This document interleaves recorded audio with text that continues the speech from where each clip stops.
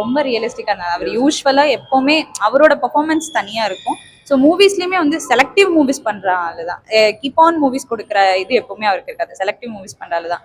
இந்த இந்த மூவி வந்து ரியல் லைஃப்ல நிறைய பசங்களை ரிஃப்ளெக்ட் பண்ற மாதிரி இருந்தது. ஸோ ஃபினான்ஷியலா ஒவ்வொரு பசங்களும் ட்ரீமை தொலைக்கிறாங்க.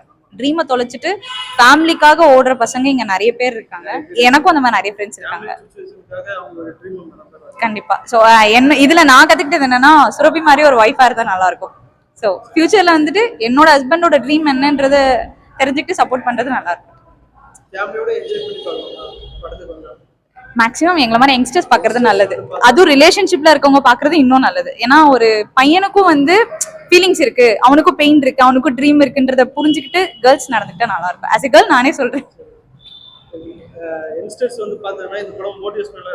கண்டிப்பாவே மோட்டிவேஷனலா இருக்கும். ஸோ மோட்டிவேஷன்ன்றதையும் தாண்டி அவனோட ரியல் லைஃப் ரிஃப்ளெக்ட் பண்ற மாதிரி இருக்கும். ஸோ நம்மளும் விடாம ட்ரை பண்ணா இந்த ஸ்டேஜுக்கு போகலான்றது அவங்களுக்கு புரியும். தேங்க்யூ.